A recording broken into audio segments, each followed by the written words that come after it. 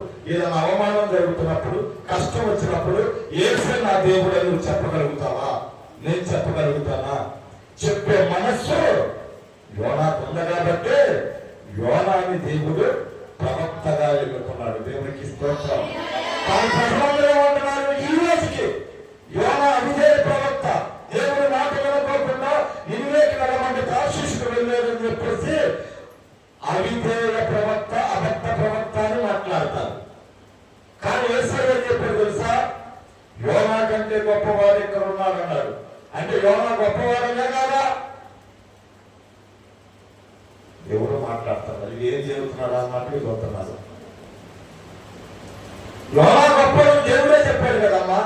మరి మనం ఎందుకు యోనాను అవిధేయ ప్రవక్త అంటూ ఆయన సేవకులకు తీర్పు చేసడానికి నువ్వు నేనెవరు? అదే కదా ఇప్పుడు బైబిల్ చెప్తుంది. ఆయన సేవకులకు తీర్పు చేసి చెప్పు, పడిపోవాలన్నా నిలబడాలన్నది ఆయన చిత్తమై ఉంది.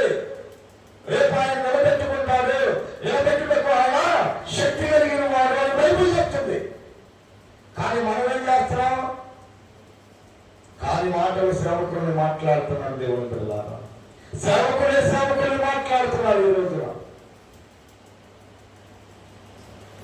పట్టుమని ప్రార్థన చేస్తే వాళ్ళ జీవితాల్లో ఒక కార్యం చూసింది లేదు. జ్వరం తగ్గితే 4 రోజులు చెబుతా ఉంటారు.